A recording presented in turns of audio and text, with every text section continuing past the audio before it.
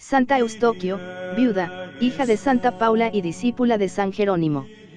Acompañó a su madre a la soledad de Belén y a su muerte fue electa superiora del monasterio de vírgenes que allí había fundado la piedad de su madre. San Jerónimo la dedicó el Tratado de la Virginidad, su libro de cartas a Eustoquio y el comentario sobre Ezequiel. Belén, 419. Poderosa por sus riquezas, pero mucho más insigne por la pobreza de Cristo, de la estirpe de los Gracos, del linaje de los Escipiones. Prefirió Belén a Roma y trocó el resplandor de los dorados artesonados por la vileza de una choza de barro. Así resume San Jerónimo, en su elocuente panegírico sobre Santa Paula, madre de Santa Eustoquio, la vida de esta mujer admirable que vino a ser la primera de sus hijas espirituales, mínima entre todas para superarlas a todas. La conoció en Roma, más que mediado el siglo IV, con motivo del concilio convocado en 382 por el Papa español San Dámaso, al que asistieron algunos obispos orientales, como San Paulino de Antioquía y San Epifanio. Venía con ellos Jerónimo, en calidad de intérprete y secretario, con unos 42 años de edad, macerado ya su temperamento volcánico en las asperezas del desierto, disciplinada su retórica en el estudio de las Escrituras.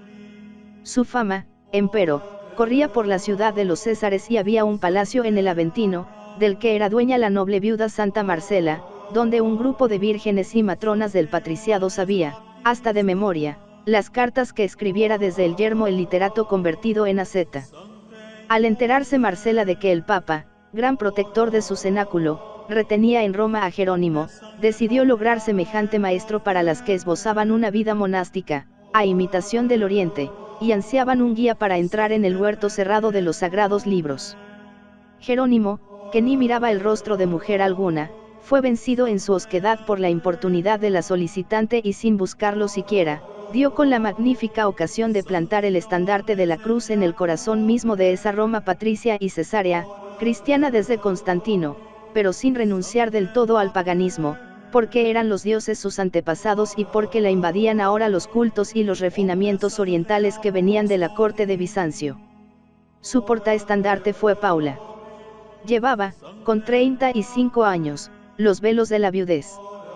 De su esposo Toxocio, que heredó la altísima sangre de Inies y de los judíos le habían quedado 5 hijos, un niño, del mismo nombre y de la misma religión pagana que su padre, y 4 jovencitas, Blesila, viuda de 17 años, aún pendiente del mundo y del tocador, Eustoquio la perla de todo el collar, virgen consagrada por el Papa Liberio en sus 16 primaveras, Paulina y Rufine. Jerónimo revolucionó aquel hogar, haciendo de Paula un espejo de virtudes evangélicas y una heroína de la ciudad. Eustoquio era ya en Roma, joya preciosa de la virginidad y de la Iglesia. Blesila, que se defendía de la influencia de tal maestro, se dio por fin al dardo certero de una cruel enfermedad que la convirtió de lleno a la vida ascética. Paulina, de vocación más corriente, dio su mano al senador Pamaquio, gran amigo de San Jerónimo, de quien reza también el martirologio romano. A través de esta familia privilegiada el santo revolucionaba también a la alta sociedad romana, que se veía invadida por la virtud de la palabra evangélica. Era una constelación jerónima la que giraba en torno suyo, Marcela, la doctora en Sagradas Escrituras, Lea, que de su palacio hizo un convento, Acela, la virgen penitente que en la ciudad populosa vivía como en un desierto, Fabiola, la arrepentida de su divorcio, precursora de las fundaciones de caridad, Principia, Marcelina, la hermana de San Ambrosio. Sin embargo, así como el brillo del sol eclipsa y oscurece las lucecitas de las estrellas, así asegura Jerónimo, hablando de Paula superó con su humildad las virtudes de todos. Su cántico eran los salmos, su palabra el evangelio, sus delicias la continencia uno su vida el ayuno, Epist 38. La temprana muerte de Blesila, atribuida a sus penitencias, fue la tea que, en manos del maligno, hizo arder de indignación a todo el patriciado. La misma Paula, madre al fin, no fue dueña de su corazón ni de sus demostraciones excesivas. Había que acabar con la raza detestable de los monjes. Para colmo de desamparo, Dámaso había muerto, había que desterrar de Roma a Jerónimo. Se urdió contra él una calumnia, se le rodeó de una persecución que le hizo exclamar, oh malicia de Satanás, que siempre persigues a los santos. No hubo otras romanas que merecieran las habladurías de la ciudad fuera de Paula y Melania, que, despreciadas sus riquezas, levantaron la cruz del Señor como un estandarte de piedad. Por la buena y por la mala fama hay que llegar al reino de los cielos. Con todo, el que ayer era el consejero de Dámaso, el que a juicio de todos era estimado digno del sumo pontificado, tuvo que huir y embarcarse para el oriente, no sin llorar ante su despedida. En tumultuosa carta a Cela, saluda a Paula y a Eustoquio le decía: quiera o no quiera el mundo, mías en Cristo. En Roma dejaba Jerónimo la primera semilla de vida monástica que prendió en el occidente. Paula no tardó en reaccionar. Pensó que había llegado la hora de visitar los santos lugares, de beber, en su propia tierra, esa sabiduría bíblica que había hincado en su alma su sabio director. Superando el llanto de los hijos Toxocio y Rufine, que desgarraba sus entrañas, embarcó un día en el puerto de Ostia, con su inseparable Eustoquio, compañera de propósito y de navegación.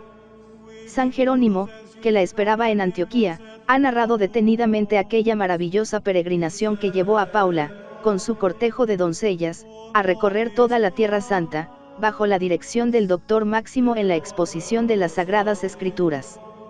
Visitó con él los monasterios egipcios, poblados por los Mequerios, los Arsenios, los Serapiones y otras columnas de la soledad, y hubiera permanecido en sus yermos a no haber sentido el llamamiento divino que la hirió en Belén.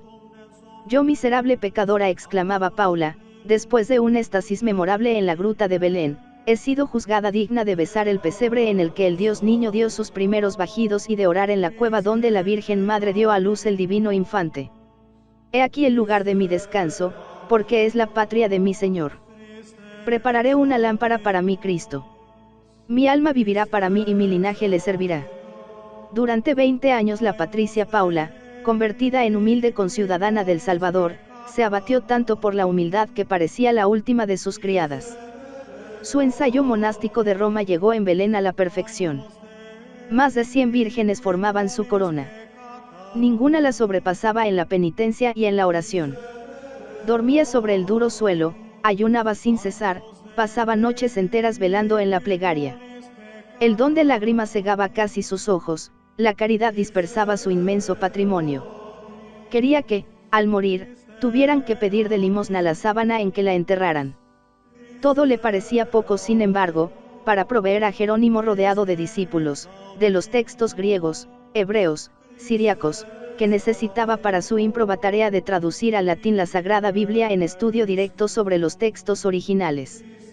Fue una enamorada del Verbo encarnado y de todas sus divinas palabras, de las que le decía Jerónimo que eran como una segunda Eucaristía. Se sabía las Escrituras de memoria, se revestía de ellas como de la armadura de Dios en todos sus duelos y tribulaciones, que fueron grandes. A su luz fundó y dirigió el triple monasterio, organizado como las centurias romanas e inspirado en la regla de San Pacomio, donde se vivía una vida sencilla y celestial, alabando al Señor de noche y de día como los ángeles, sirviéndole en el trabajo, intelectual y manual, en la caridad y en la mortificación. San Jerónimo, que encontró en Paula una discípula incansable, una hija y una madre, ha referido también su muerte, que fue un epitalamio. Sufría él y lloraba Eustoquio, la perla de las vírgenes, con todas sus compañeras. Ella veía quietas y tranquilas todas las cosas y moría exclamando: Señor, he amado la belleza de tu casa y el lugar donde habita tu gloria. Qué deliciosos son tus tabernáculos. Elegí ser despreciada en la casa de mi Dios, mejor que habitar en las tiendas de los pecadores.